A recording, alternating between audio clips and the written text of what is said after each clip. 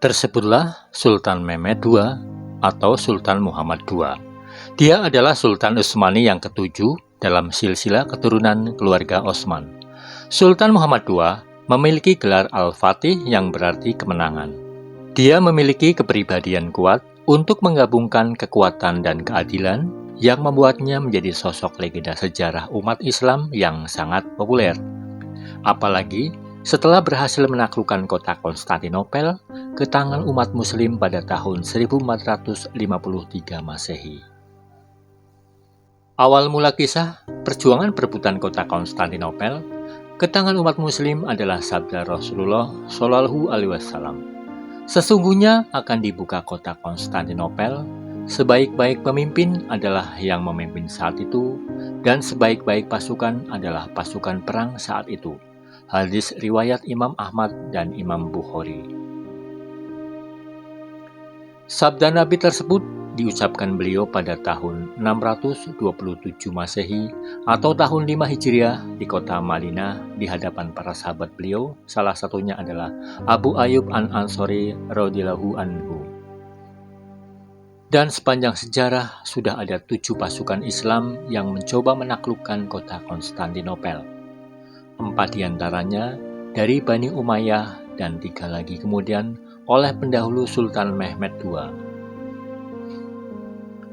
Namun baru setelah 825 tahun kemudian, bisyarah Rasulullah Shallallahu Alaihi Wasallam tersebut bisa terwujud dengan jatuhnya kota itu oleh Kesultanan Turki Utsmaniyah di bawah pimpinan Sultan Mehmed II atau yang lebih dikenal dengan Sultan Muhammad Al-Fatih.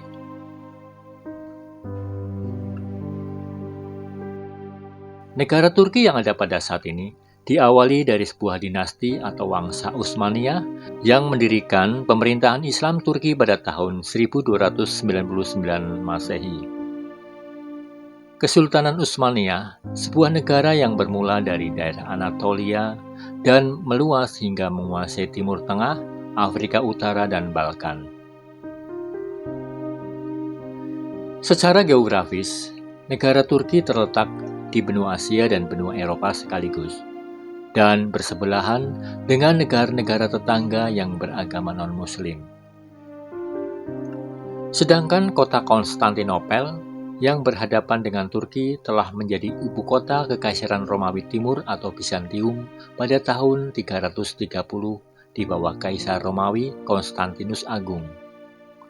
Dalam kurun waktu 11 abad berikutnya, kota ini telah dikepung berkali-kali, tetapi hanya pernah direbut sekali sebelumnya, selama Perang Salib keempat pada tahun 1204. Dikisahkan di negeri Turki Ottoman atau negeri Turki Utsmaniyah yang kala itu dipimpin oleh Sultan Murad II, tepatnya di kota Edirne, ibu kota Turki Utsmaniyah kala itu, lahirlah seorang bayi laki-laki, putra dari Sultan Murad II dari rahim seorang ibu bernama Huma Hatun pada 30 Maret 1432 dan diberi nama Mehmed, sebuah nama untuk mengagungkan kepada baginda Rasul Muhammad Shallallahu Alaihi Wasallam.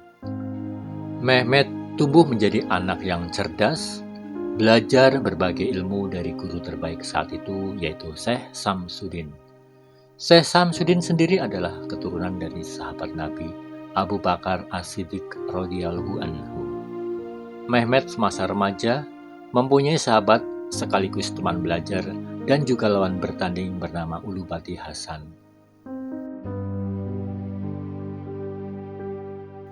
Hingga suatu ketika, setelah mengadakan perjanjian damai dengan Kadipaten Karaman di Anatolia pada tahun 1444, Sultan Murad II yang sebenarnya lebih tertarik dalam masalah agama dan seni daripada politik itu turun tahta dan menyerahkan kepemimpinan negara kepada Mehmed, yang saat itu masih berusia 12 tahun. Dengan keadaan seperti itu, Wazir Agung atau Perdana Menteri saat itu yaitu Halil Pasha memiliki kendali kuat atas negara.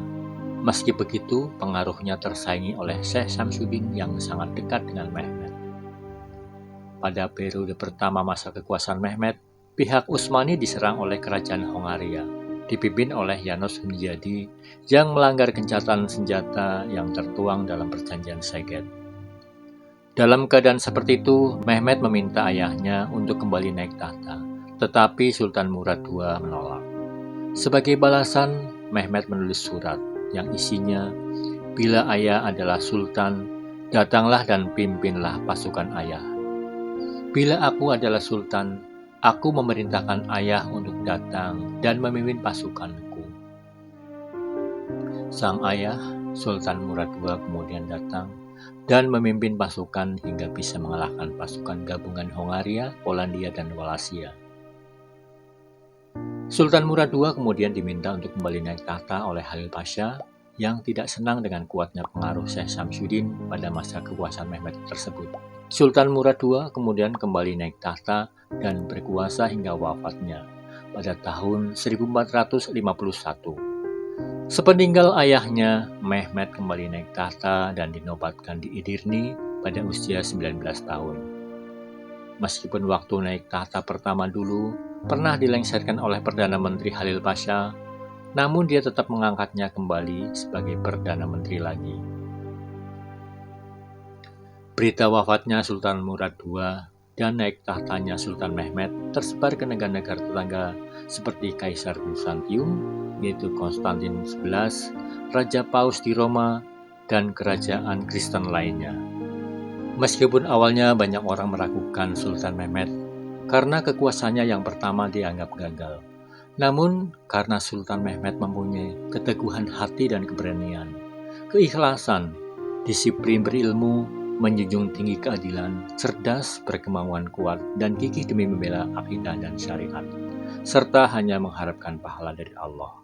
Akhirnya, semua keraguan mulai tertepis, berganti kepada kekaguman dan penghormatan yang tinggi.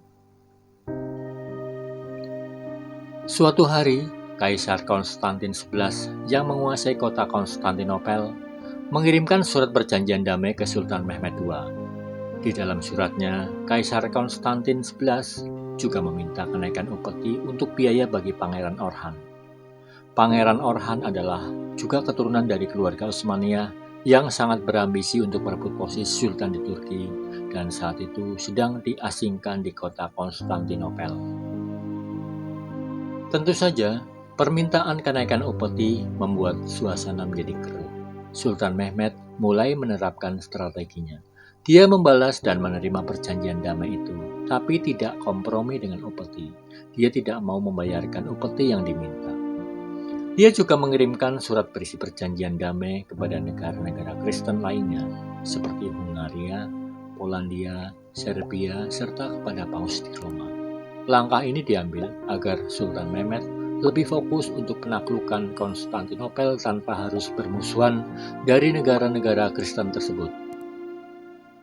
Langkah berikutnya, Sultan Mehmed memerintahkan membuat puluhan sampai ratusan kapal dan beberapa meriam yang besar. Meskipun awalnya Perdana Menteri Halil Pasha berkeberatan dengan alasan bisa berakibat kerajaan malah jadi hancur. Namun dengan keteguhan hati dan keberanian serta kegigihan yang kuat dari sang sultan, rencana tersebut tetap dilaksanakan. Strategi berikutnya dari Sultan Mehmed II adalah membangun benteng yang dinamai Benteng Rumeli Hisari yang kokoh di bukit yang berbatasan dengan Selat Bosporus. Selat yang memisahkan bagian Eropa dan bagian Asia, dan selat yang juga menghubungkan dengan Laut Hitam. Dibangunnya Benteng Rumeli Hisari ini bertujuan untuk memutuskan pasokan barang maupun bantuan pasukan dari negara lain ke Konstantinopel, terutama kapal-kapal yang datang dari arah Laut Hitam. Selain itu juga sebagai pos untuk pemungutan pajak atas kapal-kapal yang lewat Selat Bosporus itu. Tentu saja, pembangunan Benteng Rumeli Hisari ini sangat mengejutkan pihak Konstantinopel, sehingga membuat Kaisar Konstantin XI meminta bantuan dari negara aliansinya agar segera mengirimkan pasukannya ke kota Konstantinopel untuk memperkuat pertahanan dan mempengaruhi agar Sultan Mehmed II membatalkan pembangunan benteng itu. Namun Sultan Mehmed yang mengetahui pasti kondisi negara aliansi musuhnya saat itu dalam masalah masing-masing. Jerman masih konflik dalam negeri. Prancis dan Inggris juga sedang berperang. Tentu saja kondisi ini sangat menguntungkan pihak Turki karena kecil kemungkinan bagi negara-negara itu untuk mengirimkan bantuan ke Konstantinopel. Suasana semakin panas ketika Kaisar Konstantin XI kemudian mengirimkan surat protes kepada Sultan Mehmed II yang intinya dia akan meladeni apa yang diinginkan Sultan Mehmed. Sultan Mehmed II pun membalas dengan kalimat tegas, serahkan kota atau bersiap-siaplah untuk perang. Mendapat balasan itu, Kaisar Konstantin XI kembali mengirimkan utusannya untuk membawa surat ke negara-negara Kristen di Eropa Barat. Dia meminta bantuan prajurit, termasuk kepada Paus di Roma. Sultan Mehmed mengetahui rencana itu. Dia pun mengirimkan pasukan untuk mencegat rombongan bantuan prajurit di Peloponnesia, dan terjadilah perang yang dimenangkan oleh pasukan Utsmani. Bahkan, saudara Kaisar Konstantin XI harus tewas dalam pertempuran itu. Ketika konflik semakin memanas, ada seorang ahli pembuat senjata bernama Orban, warga Hongaria, yang diminta oleh Kaisar Konstantin XI untuk membuat meriam yang besar guna melawan pasukan Turki. Orban menyanggupi dengan meminta upah yang tinggi. Namun Kaisar Konstantin XI yang saat itu tengah mengalami kemerosotan ekonomi tidak mampu membayarkan upah Orban. Karena kecewa, Orban pun beralih ke Turki, yang kemudian membuat meriam terbesar sepanjang sejarah kala itu, yang diberi nama Meriam Basilika, dengan ukuran panjang 7 meter, berat 17 ton, dan jangkauan tembak mencapai 2 km. Kemudian, pada hari Jumat 23 Maret 1453, pasukan Turki Utsmani yang dipimpin langsung oleh Sultan Mehmed II berangkat dari kota Edirne untuk menyerbu ke kota Konstantinopel. Sebelum terjadi penyerangan, Sultan Mehmed meminta Kaisar Konstantin untuk menyerahkan kota Konstantinopel dengan cara damai. Namun, tawaran damai oleh Kaisar ditolak mentah-mentah. Dari berbagai permintaan bantuan yang diminta Kaisar Konstantin ke negara Eropa, ternyata yang datang hanya 2 negara, yaitu seorang ksatria dari Genoa bernama Giovanni Giustiniani yang membawa 1.000 prajurit, dan juga bantuan armada kapal dari Venesia, Italia. Untuk menghalangi masuknya kapal-kapal pasukan Turki Utsmani, Kaisar Konstantin XI memasang rantai besi sepanjang tidak kurang dari 1,5 km di perairan Golden Horn yang membentang dari daratan Konstantinopel ke daratan Galata di seberangnya. Bertepatan dengan acara perayaan Paskah di Konstantinopel, 6 April 1453, pertama kali Meriam Basilika ditembakkan ke arah dinding kota itu.